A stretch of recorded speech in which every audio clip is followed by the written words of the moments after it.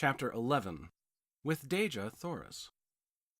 As we reached the open, the two female guards who had been detailed to watch over Deja Thoris hurried up and made as though to assume custody of her once more.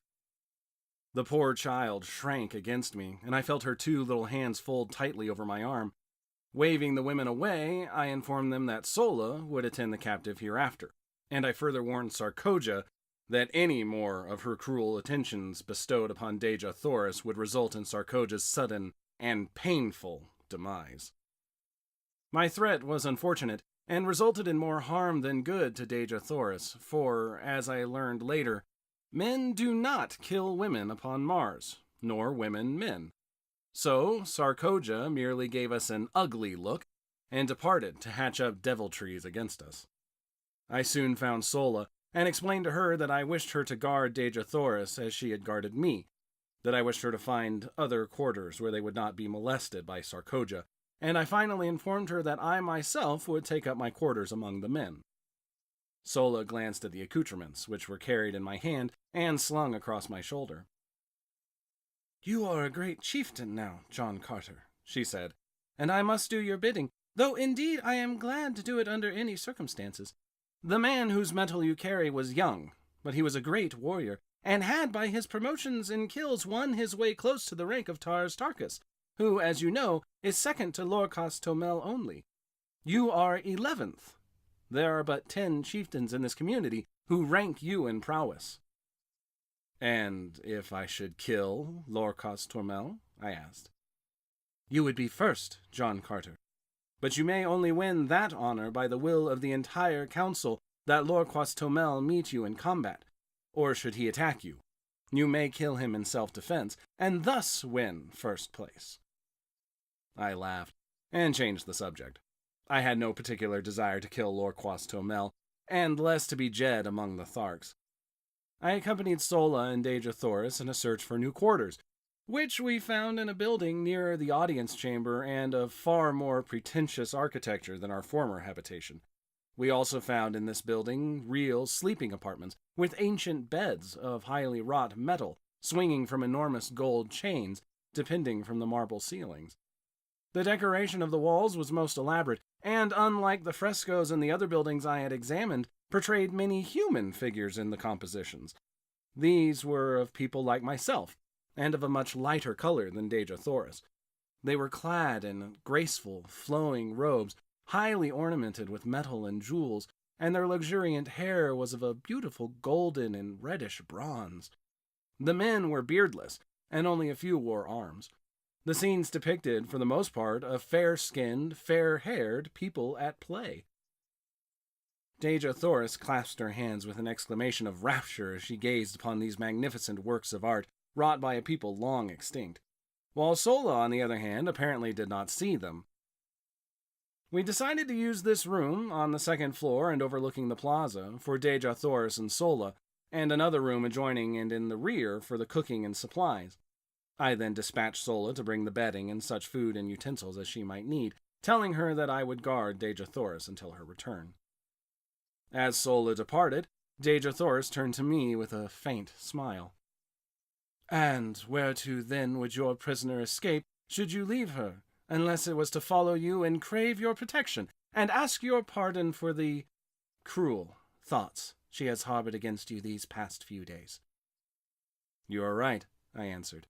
"There is no escape for either of us unless we go together." "I heard your challenge to the creature you call Tars Tarkas, and I think I understand your position among these people. But what I cannot fathom is your statement that you are not of Barsoom."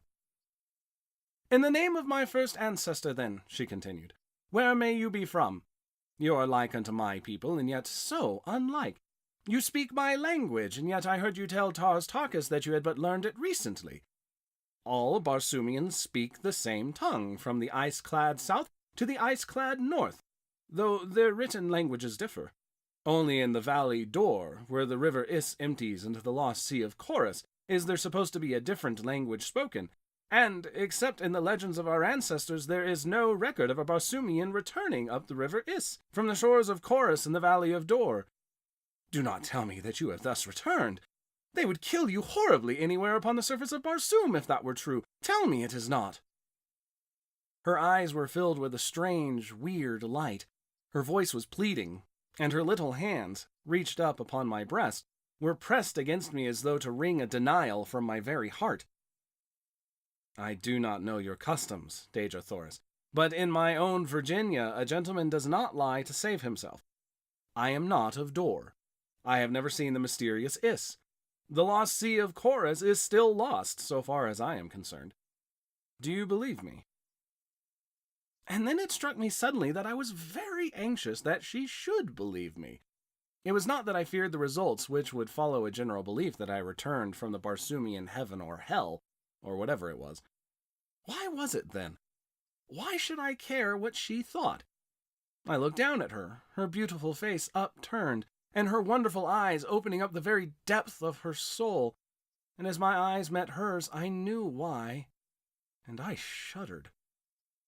A similar wave of feeling seemed to stir her. She drew away from me with a sigh, and with her earnest, beautiful face turned up to mine, she whispered, "I believe you, John Carter. I do not know what a gentleman is, nor have I ever heard of a Virginia. But on Barsoom no man lies. If he does not wish to speak the truth, he is silent. Where is this Virginia, your country, John Carter?" she asked, and it seemed that this fair name of my fair land had never sounded more beautiful than as it fell from those perfect lips on that far-gone day. "I am of another world," I answered. "The great planet Earth, which revolves about our common sun, and next within the orbit of your Barsoom, which we know as Mars. How I came here I cannot tell you, for I do not know. But here I am, and since my presence has permitted me to serve Dejah Thoris, I am glad that I am here." She gazed at me with troubled eyes, long and questioningly. That it was difficult to believe my statement I well knew, nor could I hope that she would do so, however much I craved her confidence and respect.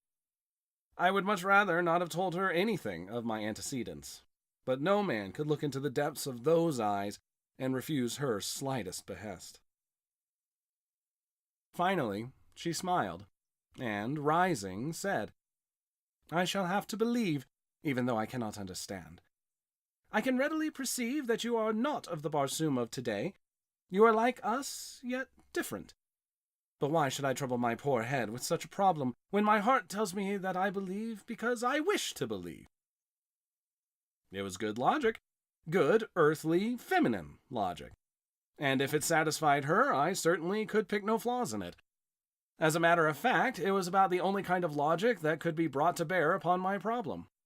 We fell into a general conversation then, asking and answering many questions on each side.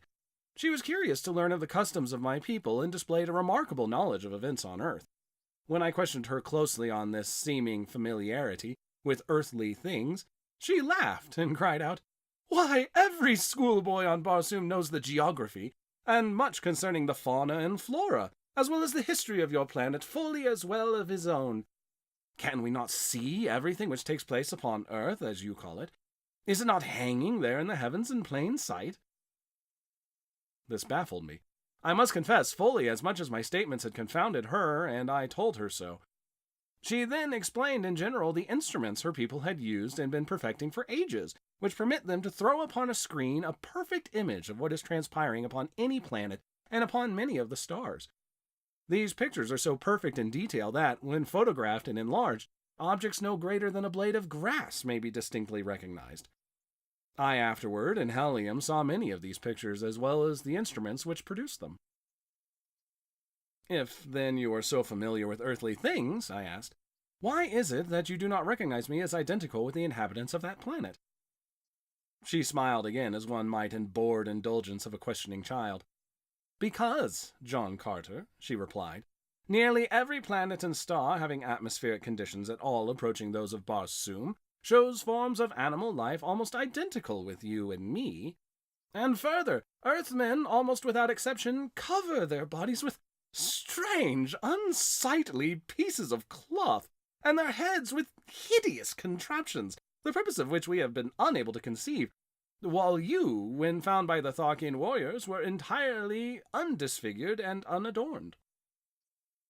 The fact that you wore no ornaments is a strong proof of your un-Barsoomian origin, while the absence of grotesque coverings might cause a doubt as to your earthliness." I then narrated the details of my departure from the earth, explaining that my body there lay fully clothed in all the, to her, strange garments of mundane dwellers. At this point, Sola returned with our meager belongings and her young Martian protege, who, of course, would have to share the quarters with them. Sola asked us if we had had a visitor during her absence, and seemed much surprised when we answered in the negative. It seemed that as she had mounted the approach to the upper floors where our quarters were located, she had met Sarkoja descending.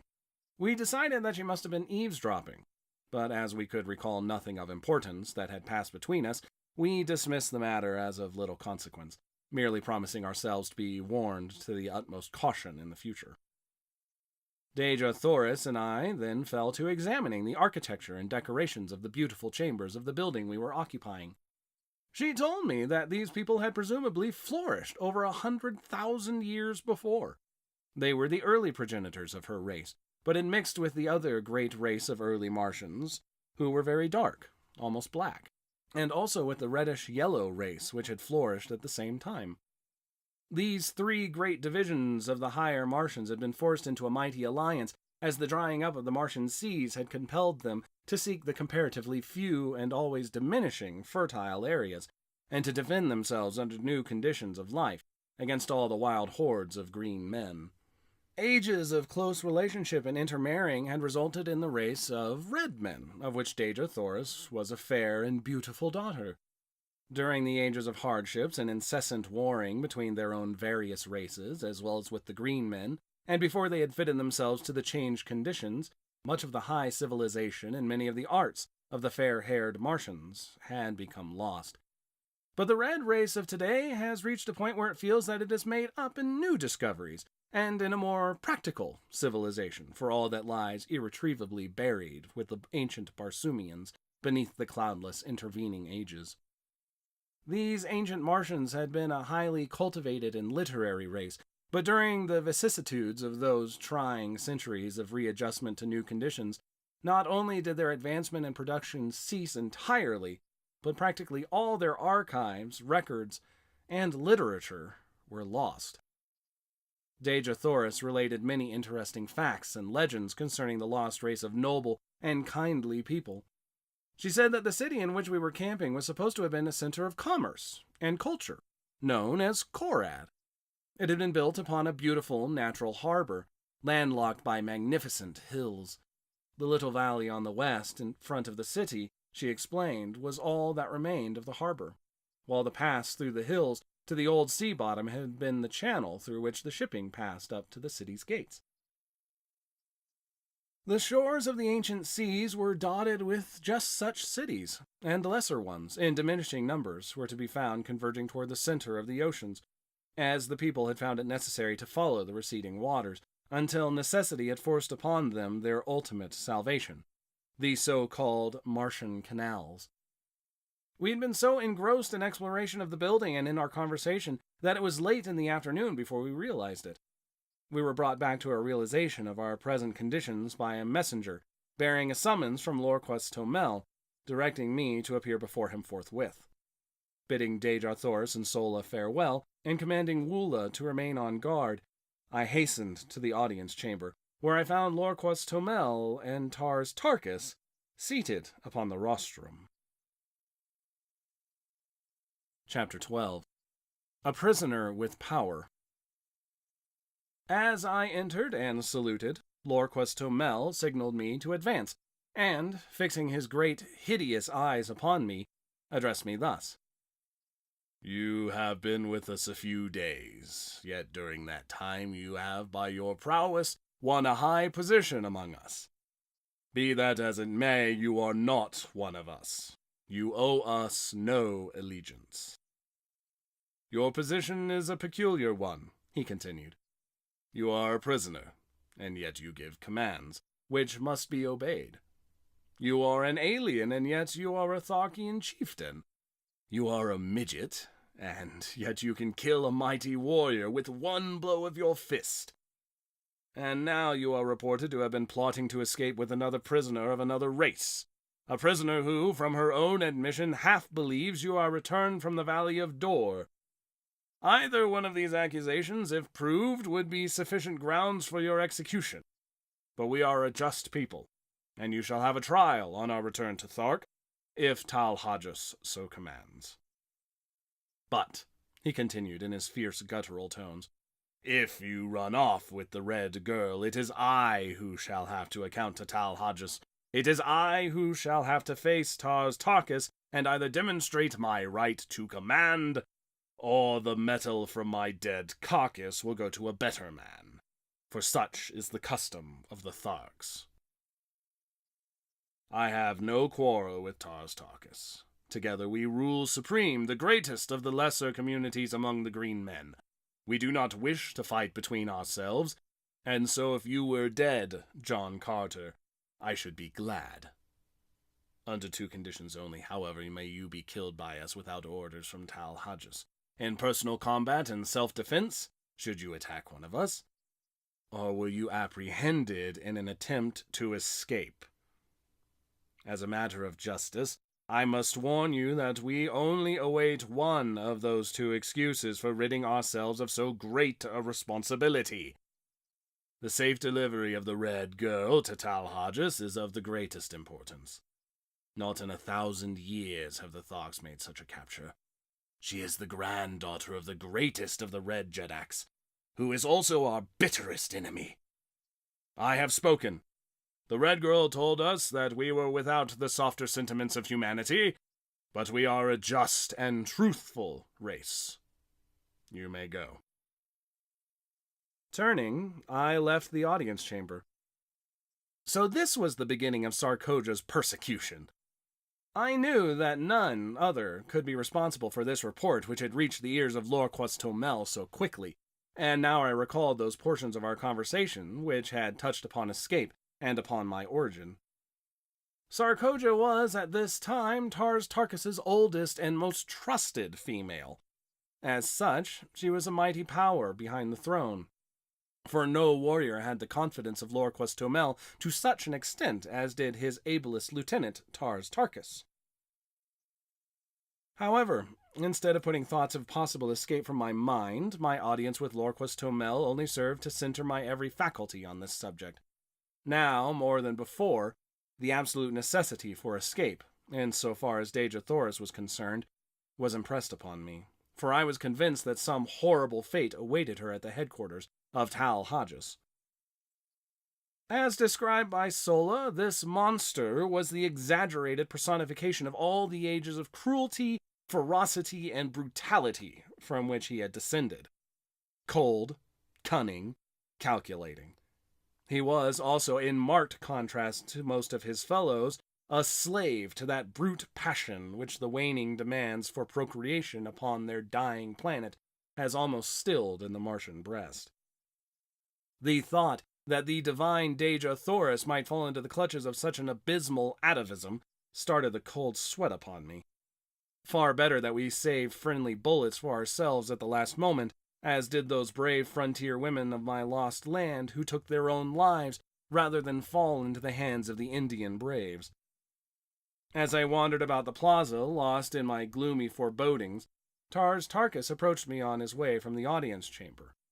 His demeanor toward me was unchanged, and he greeted me as though we had not just parted a few moments before. "Where are your quarters, John Carter?" he asked. "I have selected none," I replied. "It seemed best that I quartered either by myself or among the other warriors, and I was awaiting an opportunity to ask your advice. As you know," and I smiled, "I am not yet familiar with all the customs of the Tharks." "Come with me," he directed, and together we moved off across the plaza, to a building which I was glad to see adjoined that occupied by Sola and her charges. "My quarters are on the first floor of this building," he said, "and the second floor also is fully occupied by warriors, but the third floor and the floors above are vacant. You may take your choice of these."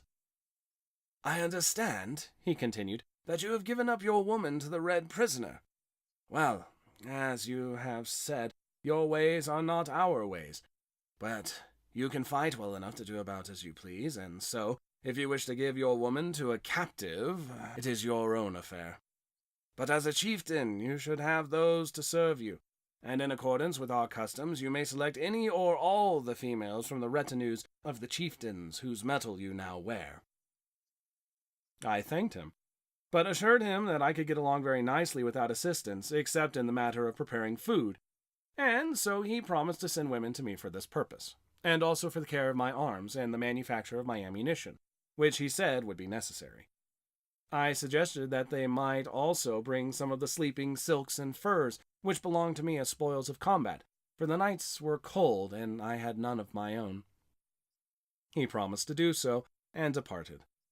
Left alone, I ascended the winding corridor to the upper floors in search of suitable quarters. The beauties of the other buildings were repeated in this, and, as usual, I was soon lost in a tour of investigation and discovery. I finally chose a front room on the 3rd floor, because this brought me nearer to Dejah Thoris, whose apartment was on the 2nd floor of the adjoining building, and it flashed upon me that I could rig up some means of communication whereby she might signal me, in case she needed either my services or my protection. Adjoining my sleeping apartments were baths, dressing rooms, and other sleeping and living apartments, in all some 10 rooms on this floor. The windows of the back rooms overlooked an enormous court, which formed the center of the square made by the buildings which faced the 4 contiguous streets, and which was now given over to the quartering of the various animals belonging to the warriors occupying the adjoining buildings.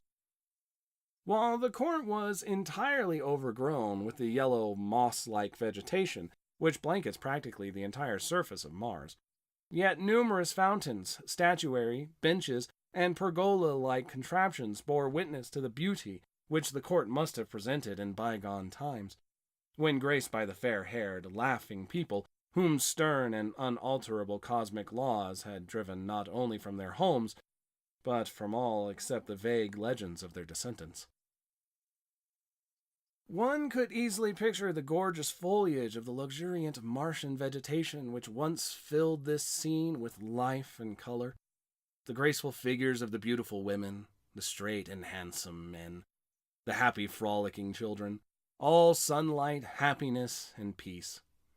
It was difficult to realize that they had gone, down through ages of darkness, cruelty, and ignorance, until their hereditary instincts of culture and humanitarianism had risen ascendant once more in the final composite race which now is dominant upon Mars.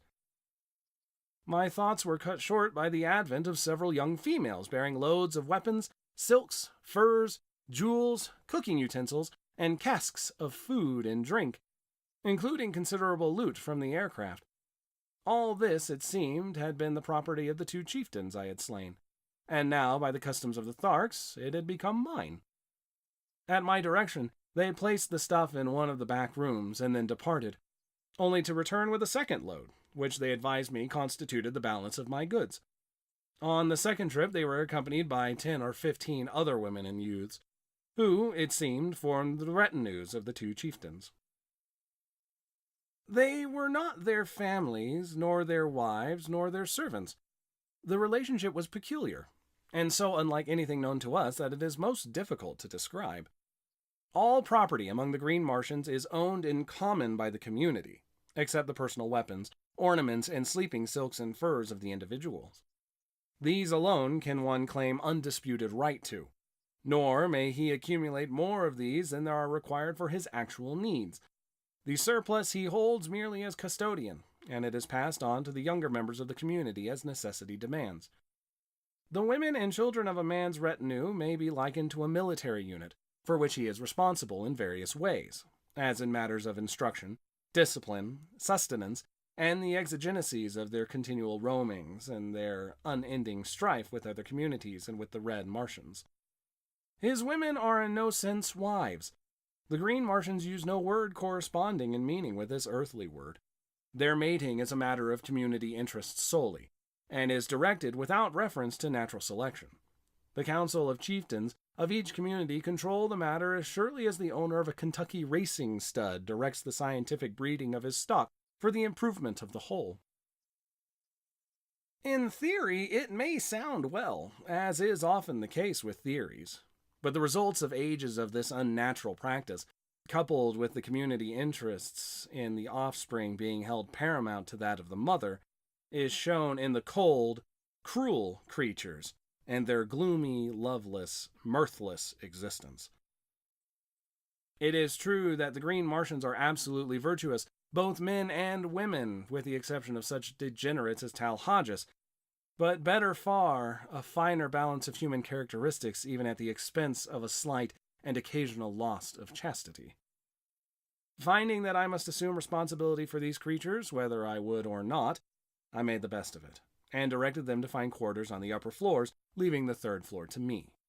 One of the girls I charged with the duties of my simple cuisine, and directed the others to take up the various activities which had formerly constituted their vocations. Therefore, I saw little of them, nor did I care to. Chapter 13. Love-making on Mars. Following the battle with the airships, the community remained within the city for several days, abandoning the homeward march until they could feel reasonably assured that the ships would not return.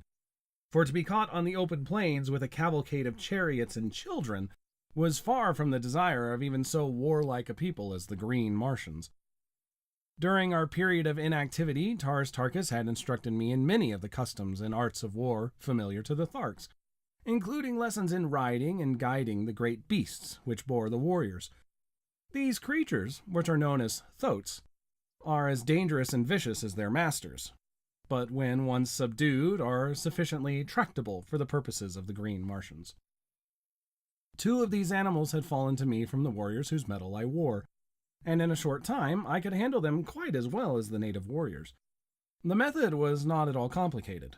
If the thoats did not respond with sufficient celerity to the telepathic instructions of their riders, they were dealt a terrific blow between the ears with the butt of a pistol, and if they showed fight, this treatment was continued until the brutes either were subdued or had unseated their riders. In the latter case, it became a life-and-death struggle between the man and the beast. If the former were quick enough with his pistol, he might live to ride again, though upon some other beast. If not, his torn and mangled body was gathered up by his women and burned in accordance with Tharkian custom.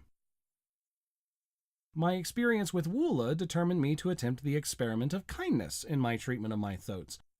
First, I taught them that they could not unseat me, and even rapped them sharply between the ears to impress upon them my authority and mastery. Then, by degrees, I won their confidence in much the same manner as I had adopted countless times with my many mundane mounts. I was ever a good hand with animals, and by inclination as well as because it brought more lasting and satisfactory results, I was always kind and humane in my dealings with the lower orders. I could take a human life if necessary, with far less compunction than that of a poor, unreasoning, irresponsible brute. In the course of a few days, my thoats were the wonder of the entire community.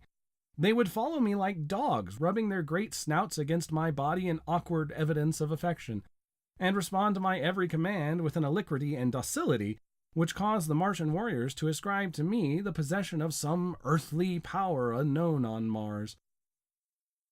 "How have you bewitched them?" asked Tars Tarkas one afternoon, when he had seen me run my arm far between the great jaws of one of my thoats, which had wedged a piece of stone between 2 of his teeth while feeding upon the moss-like vegetation within our courtyard.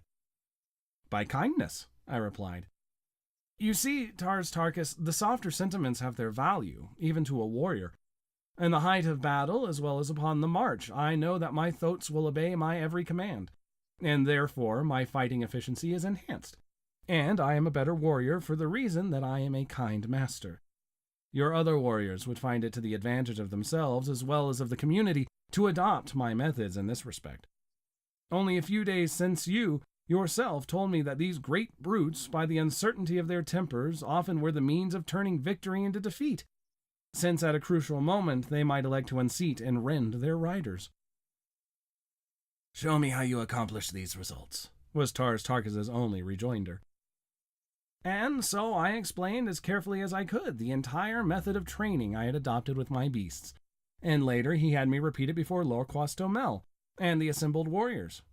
That moment marked the beginning of a new existence for the poor thoats, and before I left the community of Lorquas Tomel, I had the satisfaction of observing a regiment of as tractable and docile mounts as one might care to see. The effect on the precision and celerity of the military movements was so remarkable that Lorquas Tomel presented me with a massive anklet of gold from his own leg, as a sign of his appreciation of my service to the horde. On the 7th day following the battle with the aircraft, we again took up the march toward Thark, all probability of another attack being deemed remote by Lorquas Tomel.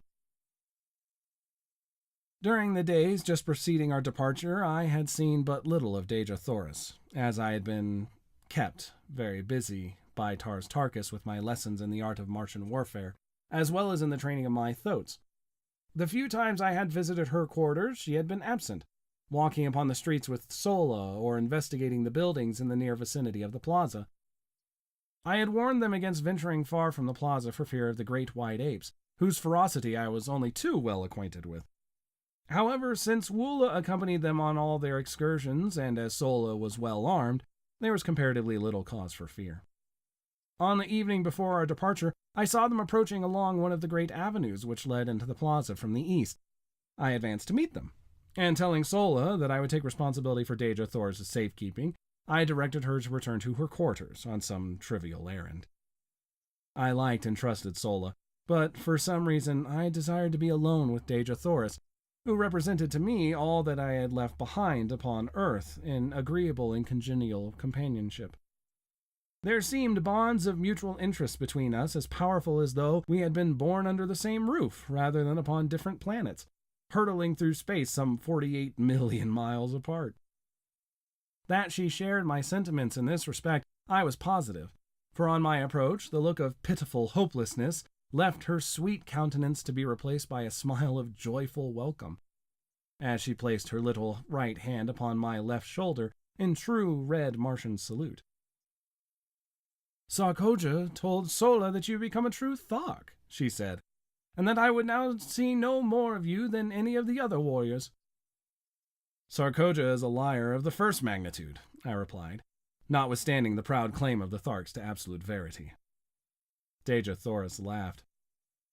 "I knew that even though you became a member of the community, you would not cease to be my friend. A warrior may change his metal, but not his heart, as the saying is upon Barsoom." "I think they have been trying to keep us apart," she continued, "for whenever you have been off duty, one of the older women of Tars Tarkas' retinue has always arranged to trump up some excuse to get Sola and me out of sight. They have had me down in the pits below the buildings, helping them mix their awful radium powder and make their terrible projectiles. You know that these have to be manufactured by artificial light, as exposure to sunlight always results in an explosion. You have noticed that their bullets explode when they strike an object? Well, the opaque outer coating is broken by the impact, exposing a glass cylinder, almost solid, in the forward end of which is a minute particle of radium powder. The moment the sunlight, even though diffused, strikes this powder, it explodes with a violence which nothing can withstand. If you ever witness a night battle, you will note the absence of these explosions, while the morning following the battle will be filled at sunrise with the sharp detonations of exploding missiles fired the preceding night. As a rule, however, non-exploding projectiles are used at night. I have used the word radium in describing this powder because, in the light of recent discoveries on Earth, I believe it to be a mixture of which radium is the base. In Captain Carter's manuscript, it is mentioned always by the name used in the written language of helium, and is spelled in hieroglyphics, which it would be difficult and useless to reproduce. While I was much interested in Dejah Thoris' explanation of this wonderful adjunct to Martian warfare, I was more concerned by the immediate problem of their treatment of her. That they were keeping her away from me was not a matter for surprise, but that they should subject her to dangerous and arduous labor filled me with rage. "Have they ever subjected you to cruelty and ignominy, Dejah Thoris?" I asked, feeling the hot blood of my fighting ancestors leap in my veins as I awaited her reply. "Only in little ways, John Carter," she answered. "Nothing that can harm me outside my pride. They know that I am the daughter of 10,000 Jedaks, that I trace my ancestry straight back without a break to the builder of the first great waterway, and they, who do not even know their own mothers, are jealous of me. At heart they hate their horrid fates, and so wreak their poor spite on me, who stand for everything that they have not, and for all they most crave and never can attain. Let us pity them, my chieftain, for even though we die at their hands, we can afford them pity, since we are greater than they, and they know it. Had I known the significance of those words, my chieftain, as applied by a red Martian woman to a man, I should have had the surprise of my life, but I did not know at that time, nor for many months thereafter. Yes, I still had much to learn upon Barsoom. I presume it is the better part of wisdom that we bow to our fate with as good grace as possible, Dejah Thoris. But I hope, nevertheless, that I may be present the next time that any Martian, green, red, pink, or violet, has the temerity to even so much as frown on you, my princess. Dejah Thoris caught her breath at my last words, and gazed upon me with dilated eyes and quickening breath. And then, with an odd little laugh, which brought roguish dimples to the corners of her mouth, she shook her head and cried, "What a child! A great warrior, and yet a stumbling little child!" "What have I done now?" I asked in sore perplexity. "Some day you shall know, John Carter, if we live. But I may not tell you. And I, the daughter of Mors Kajak, son of Tardos Mors, have listened without anger," she soliloquized in conclusion. Then she broke out again into one of her gay, happy, laughing moods, joking with me on my prowess as a Thark warrior, as contrasted with my soft heart and natural kindness. "I presume that should you accidentally wound an enemy, you would take him home and nurse him back to health," she laughed. "That is precisely what we do on Earth," I answered, "at least among civilized men." This made her laugh again. She could not understand it, for with all her tenderness and womanly sweetness, she was still a Martian. And to a Martian, the only good enemy is a dead enemy, for every dead foeman means so much more to divide between those who live. I was very curious to know what I had said or done to cause her so much perturbation a moment before, and so I continued to importune her to enlighten me. "No," she exclaimed, "it is enough that you had said it, and that I have listened. And when you learn, John Carter, and if I be dead, as likely I shall be ere the further moon has circled Barsoom another 12 times, remember that I listened and that I smiled." It was all Greek to me, but the more I begged her to explain, the more positive became her denials of my request, and so, in very hopelessness, I desisted. Day had now given way to night, and as we wandered along the great avenue lighted by the 2 moons of Barsoom, and with Earth looking down upon us out of her luminous green eye, it seemed that we were alone in the universe, and I, at least, was content that it should be so. The chill of the Martian night was upon us, and removing my silks, I threw them across the shoulders of Dejah Thoris. As my arm rested for an instant upon her, I felt a thrill pass through every fiber of my being, such as contact with no other mortal had even produced.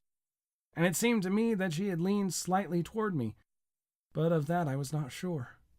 Only I knew that as my arm rested there across her shoulders, longer than the act of adjusting the silk required, she did not draw away, nor did she speak. And so, in silence, we walked the surface of a dying world, but in the breast of one of us, at least, had been born that which is ever oldest, yet ever new. I loved Dejah Thoris.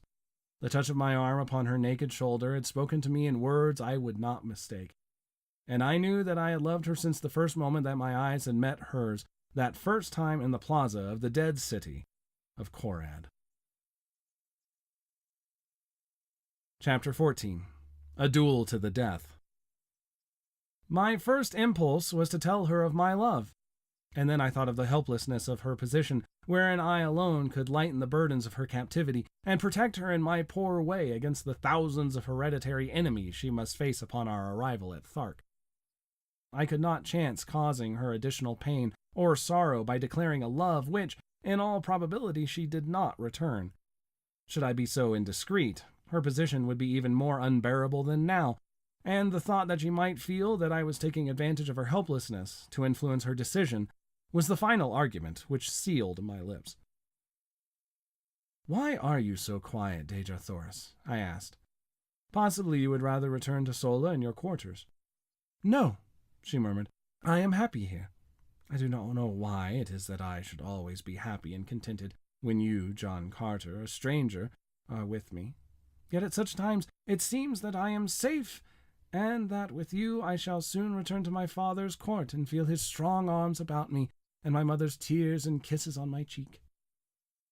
Do people kiss, then, upon Barsoom? I asked, when she had explained the word she used, in answer to my inquiry as to its meaning. Parents, brothers, and sisters, yes, and, she added in a low, thoughtful tone, lovers. And you, Deirdre Thoris, have parents and brothers and sisters? Yes. And a, lover? She was silent, nor could I venture to repeat the question.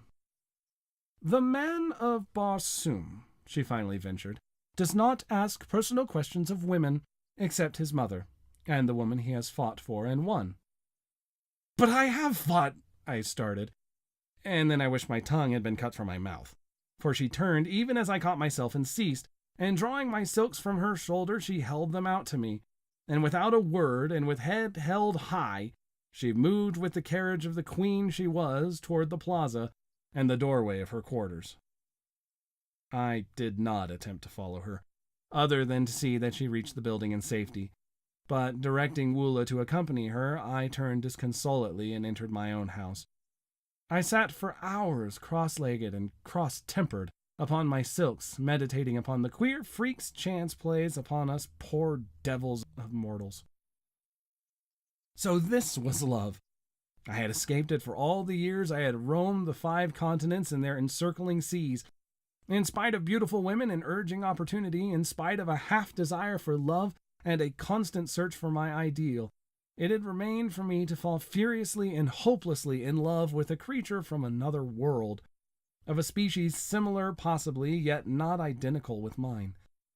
A woman who was hatched from an egg, and whose span of life might cover 1,000 years, whose people had strange customs and ideas, a woman whose hopes, whose pleasures, whose standards of virtue and of right and wrong might vary as greatly from mine as did those of the green Martians. Yes, I was a fool, but I was in love, and though I was suffering the greatest misery I had ever known, I would not have had it otherwise. For all the riches of Barsoom, such is love, and such are lovers wherever love is known. To me, Deirdre Thoris was all that was perfect, all that was virtuous and beautiful and noble and good. I believed that from the bottom of my heart, and from the depth of my soul, on that night in Korad, as I sat cross-legged upon my silks, while the nearer moon of Barsoom raced through the western sky toward the horizon, and lighted up the gold and marble, and jeweled mosaics of my world-old chamber. And I believe it today, as I sit at my desk in the little study overlooking the Hudson. 20 years have intervened. For 10 of them I lived and fought for Deirdre Thoris and her people, and for 10 I have lived upon her memory. The morning of our departure for Thark dawned clear and hot, as do all Martian mornings except for the 6 weeks when the snow melts at the poles. I sought out Deirdre Thoris in the throng of departing chariots, but she turned her shoulder to me, and I could see the red blood mount to her cheek. With the foolish inconsistency of love, I held my peace, when I might have pled ignorance of the nature of my offense, or at least the gravity of it, and so have effected, at worst, a half-conciliation. My duty dictated that I must see that she was comfortable, and so I glanced into her chariot and rearranged her silks and furs. In doing so, I noted with horror that she was heavily chained by one ankle to the side of the vehicle. "What does this mean?" I cried, turning to Sola. "Sarkoja thought it best," she answered, her face betokening her disapproval of the procedure. Examining the manacles, I saw that they fastened with a massive spring lock. "Where is the key, Sola? Let me have it." "Sarkoja wears it, John Carter," she answered. I turned without further word and sought out Tars Tarkas, to whom I vehemently objected to the unnecessary humiliations and cruelties, as they seemed to my lover's eyes, that were being heaped upon Deirdre Thoris. "John Carter," he answered, "if ever you and Deirdre Thoris escape the Tharks, it will be upon this journey. We know that you will not go without her. You have shown yourself a mighty fighter, and we do not wish to manacle you. So we hold you both in the easiest way that will yet ensure security. I have spoken." I saw the strength of his reasoning at a flash, and knew that it was futile to appeal from his decision. But I asked that the key be taken from Sarkoja, and that she be directed to leave the prisoner alone in the future. This much, Tars Tarkas, you may do for me in return for the friendship that I must confess I feel for you. Friendship, he replied. There is no such thing, John Carter. But have your will. I shall direct that Sarkoja cease to annoy the girl, and I myself will take the custody of the key. Unless you wish me to assume the responsibility, I said, smiling. He looked at me long and earnestly before he spoke. Were you to give me your word that neither you nor Deja Thoris would attempt to escape until after we have safely reached the court of Talhajas, you might have the key and throw the chains into the river Is. It were better that you held the key, Tars Tarkas, I replied. He smiled and said no more, but that night as we were making camp, I saw him unfasten Deja Thoris's fetters himself. With all his cruel ferocity and coldness, there was an undercurrent of something in Tars Tarkas which he seemed ever battling to subdue. Could it be a vestige of some human instinct come back from an ancient forebear to haunt him with the horror of his people's ways? As I was approaching Deja Thoris's chariot, I passed Sarkoja, and the black, venomous look she accorded me was the sweetest balm I have felt for many hours. Lord, how she hated me! It bristled from her so palpably that one might almost have cut it with a sword. A few moments later I saw her deep in conversation with a warrior named Zod, a big, hulking, powerful brute, but one who had never made a kill among his own chieftains, and so was still an Omad, or man with one name. He could win a second name only with the medal of some chieftain. It was this custom which entitled me to the names of either of the chieftains I had killed. In fact, some of the warriors addressed me as Dotar Sojat, a combination of the surnames of the two warrior chieftains whose metal I had taken, or in other words, whom I had slain in fair fight. As Sarkoja talked with Zad, he cast occasional glances in my direction, while she seemed to be urging him very strongly to some action. I paid little attention to it at the time, but the next day I had good reason to recall the circumstances, and at the same time gain a slight insight into the depths of Sarkoja's hatred, and the lengths to which she was capable of going to wreak her horrid vengeance on me. Deja Thoris would have none of me again on this evening, and though I spoke her name, she neither replied nor conceded by so much as the flutter of an eyelid that she realized my existence. In my extremity, I did what most other lovers would have done. I sought word from her through an intimate. In this instance, it was Sola, whom I intercepted in another part of the camp. What is the matter with Deja Thoris? I blurted out at her. Why will she not speak to me? Sola seemed puzzled herself, as though such strange actions on the part of two humans were quite beyond her, as indeed they were, poor child. She says you have angered her, and that is all that she will say, except that she is the daughter of a Jed and the granddaughter of a Jedak, and she has been humiliated by a creature who could not polish the teeth of her grandmother Sorak. I pondered over this report for some time, finally asking, What might a Sorak be, Sola? A little animal about as big as my hand, which the red Martian women keep to play with, explained Sola. Not fit to polish the teeth of her grandmother's cat! I must rank pretty low in the consideration of Deja Thoris, I thought, but I could not help laughing at the strange figure of speech, so homely and in this respect so earthly. It made me homesick, for it sounded very much like not fit to polish her shoes, and then commenced a train of thought quite new to me. I began to wonder what my people at home were doing. I had not seen them for years. There was a family of Carters in Virginia who claimed close relationship with me. I was supposed to be a great uncle or something of the kind, equally foolish. I could pass anywhere for 25 to 30 years of age, and to be a great uncle always seemed the height of incongruity, for my thoughts and feelings were those of a boy. There were two little kiddies in the Carter family whom I had loved and who had thought there was no one on earth like Uncle Jack. I could see them just as plainly as I stood there under the moonlit skies of Barsoom, and I longed for them as I had never longed for any mortals before. By nature a wanderer, I had never known the true meaning of the word home, but the great hall of the Carters had always stood for all that the word did mean to me. and now my heart turned toward it from the cold and unfriendly peoples I had been thrown amongst. For did not even Dejah Thoris despise me? I was a low creature, so low, in fact, that I was not even fit to polish the teeth of her grandmother's cat. And then my saving sense of humor came to my rescue, and laughing, I turned into my silks and furs and slept upon the moon-haunted ground, the sleep of a tired and healthy fighting man. We broke camp the next day at an early hour, and marched with only a single halt until just before dark. 2 incidents broke the tediousness of the march. About noon we espied far to our right what was evidently an incubator, and Lorquas Tomel directed Tars Tarkas to investigate it. The latter took a dozen warriors, including myself, and we raced across the velvety carpeting of moss to the little enclosure. It was indeed an incubator, but the eggs were very small in comparison with those I had seen hatching in ours at the time of my arrival on Mars. Tars Tarkas dismounted and examined the enclosure minutely, finally announcing that it belonged to the green men of Warhoon, and that the cement was scarcely dry where it had been walled up. "They cannot be a day's march ahead of us," he exclaimed, the light of battle leaping to his fierce face.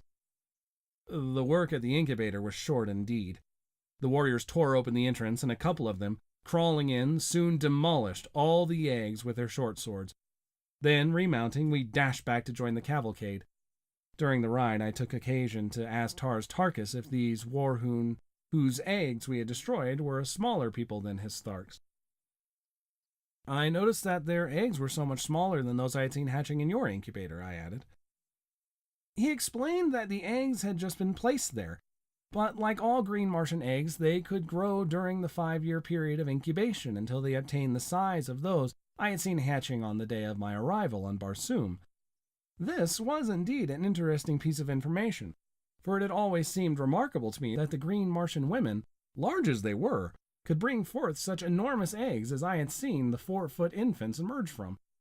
As a matter of fact, the new-laid egg is but little larger than an ordinary goose egg, and as it does not commence to grow until subjected to the light of the sun, the chieftains had little difficulty in transporting several hundreds of them at one time from the storage vaults to the incubators. Shortly after the incident of the Warhoon eggs, we halted to rest the animals, and it was during this halt that the second of the day's interesting episodes occurred. I was engaged in changing my riding clothes from one of my thoats to the other, for I divided the day's work between them, when Zod approached me, and without a word struck my animal a terrific blow with his long sword. I did not need a manual of green Martian etiquette to know what reply to make, for, in fact, I was so wild with anger that I could scarcely refrain from drawing my pistol and shooting him down for the brute he was. But he stood waiting with drawn longsword, and my only choice was to draw my own and meet him in fair fight, with his choice of weapons or a lesser one. This latter alternative is always permissible. Therefore, I could have used my short sword, my dagger, my hatchet, or my fists, had I wished, and been entirely within my rights. But I could not use firearms or a spear while he held only his longsword. I chose the same weapon he had drawn because I knew he prided himself upon his ability with it, and I wished, if I worsted him at all, to do it with his own weapon. The fight that followed was a long one and delayed the resumption of the march for an hour. The entire community surrounded us, leaving a clear space about 100 feet in diameter for our battle. Zod first attempted to rush me down as a bull might a wolf, but I was much too quick for him, and each time I sidestepped his rushes, he would go lunging past me, only to receive a nick from my sword upon his arm or back. He was soon streaming blood from a half-dozen minor wounds, but I could not obtain an opening to deliver an effective thrust. Then he changed his tactics, and fighting warily and with extreme dexterity, he tried to do by science what he was unable to do by brute strength. I must admit that he was a magnificent swordsman, and had it not been for my greater endurance and the remarkable agility the lesser gravitation of Mars lent me, I might not have been able to put up the creditable fight I did against him. We circled for some time without doing much damage on either side, the long, straight, needle-like swords flashing in the sunlight and ringing out upon the stillness as they crashed together with each effective parry. Finally, Zod, realizing that he was tiring more than I, evidently decided to close in and end the battle in a final blaze of glory for himself. Just as he rushed me, a blinding flash of light struck full in my eyes, so that I could not see his approach and could only leap blindly to one side in an effort to escape the mighty blade that it seemed I could already feel in my vitals. I was only partially successful, as a sharp pain in my left shoulder attested. But in the sweep of my glance, as I sought to again locate my adversary, a sight met my astonished gaze, which paid me well for the wound the temporary blindness had caused me. There upon Dejah Thoris's chariot stood 3 figures, for the purpose evidently of witnessing the encounter above the heads of the intervening Tharks.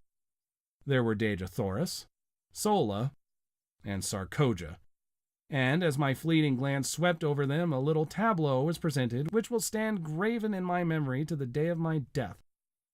As I looked, Dejah Thoris turned upon Sarkoja with the fury of a young tigress and struck something from her upraised hand, something which flashed in the sunlight as it spun to the ground. Then I knew what had blinded me at that crucial moment of the fight, and how Sarkoja had found a way to kill me without herself delivering the final thrust.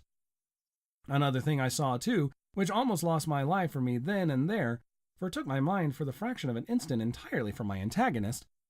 For, as Dejah Thoris struck the tiny mirror from her hand, Sarkoja, her face livid with hatred and baffled rage, whipped out her dagger and aimed a terrific blow at Dejah Thoris.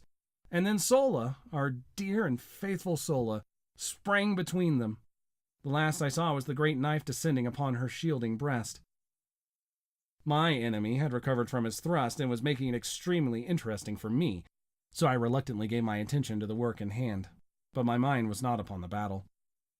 We rushed each other furiously time after time, till suddenly, feeling the sharp point of his sword at my breast, and a thrust I could neither parry nor escape, I threw myself upon him with outstretched sword and with all the weight of my body, determined that I would not die alone if I could prevent it. I felt the steel tear into my chest. All went black before me, my head whirled in dizziness, and I felt my knees giving beneath me.